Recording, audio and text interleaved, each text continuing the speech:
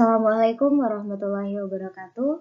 Perkenalkan saya Isania Ikrimakinanti dengan NIM 19033027 akan mempresentasikan tugas pembelajaran fisika berbasis teknologi dan bencana, di mana saya mengambil materinya itu kesetimbangan dan dinamika rotasi. Kesetimbangan dan dinamika rotasi ini terdapat pada pembelajaran kelas 11 semester 1.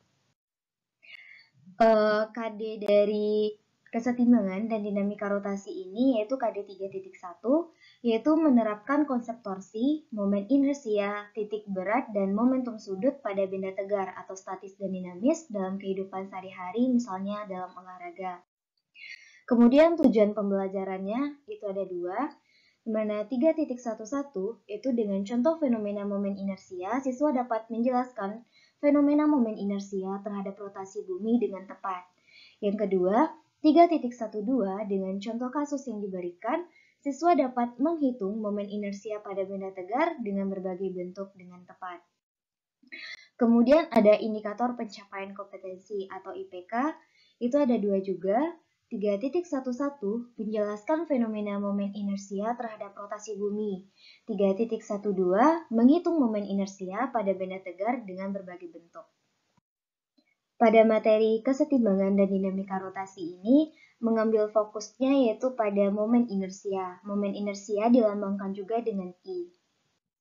Ada 7 pokok bahasan, di mana itu ada konsep, rumus, perbedaan inersia dan momen inersia, jenis-jenis momen inersia, faktor yang mempengaruhi momen inersia, penerapan momen inersia, dan terakhir itu ada contoh soal. Yang pertama kita masuk pada konsep momen inersia. Nah, momen inersia atau I merupakan besaran yang menyatakan ukuran kecenderungan benda untuk tetap mempertahankan keadaannya atau kelembaman. Kemudian untuk rumus momen inersia. Momen inersia didefinisikan sebagai hasil kali antara massa partikel dan kuadrat jarak partikel dari sumbu rotasi. Nah, secara sistematis itu dapat ditulis jadi I sama dengan mr kuadrat. Ini merupakan rumus umumnya. Dengan I merupakan momen inersia atau dengan satuan kilogram meter kuadrat, dan M merupakan massa partikel dengan satuan kilogram, dan R itu adalah jarak partikel dari sumbu pada rotasi dengan satuan meter kuadrat. Jika terdapat sejumlah partikel dengan massa masing-masing M1, M2, M3, dan Mn, dan memiliki jarak R1, R2, R3, dan Rn itu terhadap poros, maka momen inersia totalnya adalah penjumlahan momen inersia setiap partikel. Dengan sistematisnya itu I sama dengan sigma I, Mi dikali Ri kuadrat sama dengan M1 dikali R1 kuadrat ditambah M2 kali R2 kuadrat ditambah M3 kali R3 kuadrat ditambah Mn kali Rn dikuadratkan. Beberapa persamaan momen inersia benda tegar yang teratur bentuknya dan berotasi pada sumbu tertentu itu tertera pada tabel berikut. Pada benda partikel dengan sumbu putarnya di sebelah partikel dengan jarak R, dengan rumus momen inersianya itu adalah I sama dengan mr kuadrat. Kemudian pada batang silinder dengan sumbu putarnya tepat melalui pusat dan tegak lurus batang dengan rumus momen inersianya I sama dengan setengah ml kuadrat. Kemudian pada batang silinder dengan sumbu putar melalui ujung batang dan tegak lurus, itu momen inersianya itu adalah I sama dengan 1/3 ml kuadrat. Selanjutnya pada silinder pejal dengan pusatnya itu melalui titik pusat silinder dengan rumusnya I sama dengan setengah mr kuadrat. Silinder berongga melalui titik pusat silinder I sama dengan mr kuadrat. Silinder pejal berongga itu melalui titik pusat silinder dengan rumusnya I sama dengan setengah M dikali R1 kuadrat ditambah R2 kuadrat. Kemudian pada silinder pejal dengan pusatnya itu melintang terhadap titik pusat silinder dengan rumusnya I sama dengan 1/4 mr kuadrat ditambah 1/12 ml kuadrat. Selanjutnya ada bola pejal tepat melalui titik pusat dengan rumus 2/5 mr kuadrat. Dan bola berongga tepat melalui titik pusat dengan rumusnya I sama dengan 2/3 mr kuadrat. Selanjutnya ada cincin tipis dengan pusatnya itu melintang terhadap titik pusat cincin dengan rumus I sama dengan setengah mr kuadrat. Kemudian ada plat datar tepat melalui titik pusat plat dengan rumus I sama dengan 1/12 M kali A kuadrat ditambah B kuadrat. Kemudian ada kerucut pejal dengan pusatnya melalui titik pusat silinder. Rumusnya itu adalah I sama dengan 3/10 mr kuadrat. Kemudian ada jenis-jenis momen inersia. Jenis-jenis momen inersia ini ada dua. Yang pertama momen inersia linear.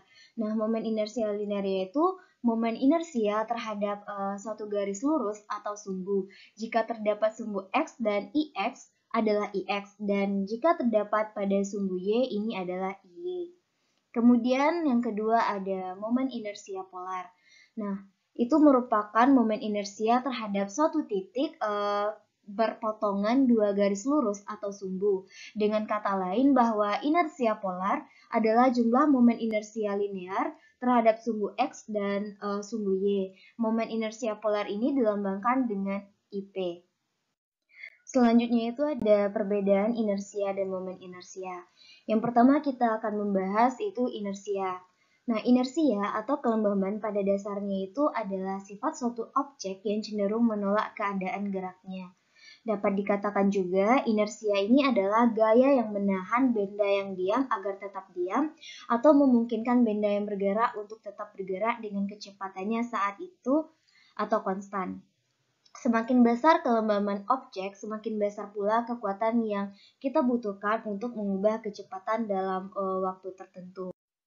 Selanjutnya, momen inersia. Momen inersia adalah sifat di mana objek menolak perubahan pada posisi gerak rotasinya. Dengan jumlah momen inersia yang lebih besar, kita membutuhkan sejumlah besar torsi untuk menghasilkan perubahan yang sama dalam kecepatan sudut pada waktu tertentu. Nah, tidak seperti inersia, momen inersia ini bergantung pada massa objek dan distribusi massa di sekitar sumbunya. Nilai momen inersia dapat bervariasi sehubungan dengan sumbu yang berbeda. Selanjutnya kita masuk pada faktor yang mempengaruhi momen inersia. Faktor yang mempengaruhinya itu ada 4.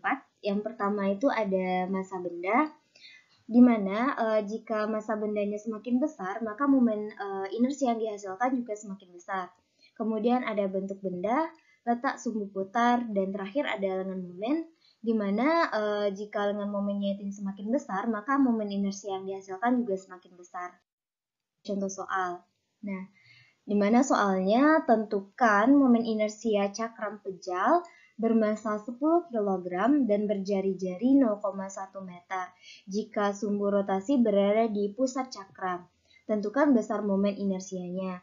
Berarti sumbu rotasinya ini berada di pusat cakramnya. Yang pertama kita buat yang diketahui terlebih dahulu, yaitu M-nya 10 kg, R-nya 0,1 meter. Kemudian yang ditanya ini adalah I. Kemudian rumus dari I sama dengan 1/2 mr kuadrat. Nah, kita masukkan angka yang diketahui tadi, yaitu setengah dikali 10 kg dikali 0,1 meter kuadrat. Didapatlah hasil momen inersianya, yaitu 0,05 kg meter kuadrat. Kemudian kita masuk pada penerapan momen inersia. Di sini ada 4. Yang pertama, bumi mengelilingi matahari. Yang kedua, gasing yang berputar seimbang. Yang ketiga, perputaran susu yang berlanjut setelah pengadukan dihentikan. Dan yang terakhir itu ada roda sepeda yang berputar. Selanjutnya itu ada bumi yang keluar dari orbit, mengubah arah rotasi dan berhenti berotasi. Nah, dapat kita lihat pada gambar ini, di mana bumi keluar dari orbitnya. Nah, inersia adalah keinginan benda untuk menjaga kondisi naik itu stabil, diam maupun bergerak. Benda yang sulit bergerak diistilahkan mempunyai inersia yang besar. Bumi yang terus dalam keadaan rotasi mempunyai inersia rotasi. Jadi, momen inersia adalah suatu ukuran besarnya keinginan berotasi yang ditetapkan oleh benda maupun objek pembuatnya. Keinginan sebuah benda untuk menjaga kondisi diam maupun bergerak lurus beraturan disebut juga dengan inersia. Rotasi bumi adalah peristiwa perputaran bumi pada porosnya dari arah barat ke timur atau bertentangan dengan arah jarum jam. Saat bumi berputar, kita seolah tidak merasakan apa-apa. Itu karena adanya gravitasi bumi. Jadi, gravitasi ini membuat semua benda tertarik ke arah pusat gravitasi bumi. Dampak yang akan terjadi jika bumi berhenti berputar itu adalah robeknya permukaan bumi karena momentum sudut yang terus bergerak. Momentum sudut adalah hasil dari gaya rotasi dengan momen linear. Ini adalah produk dari momen yang disebut inersia atau gaya rotasi yang diperlukan untuk memutar massa dan kecepatan sudut.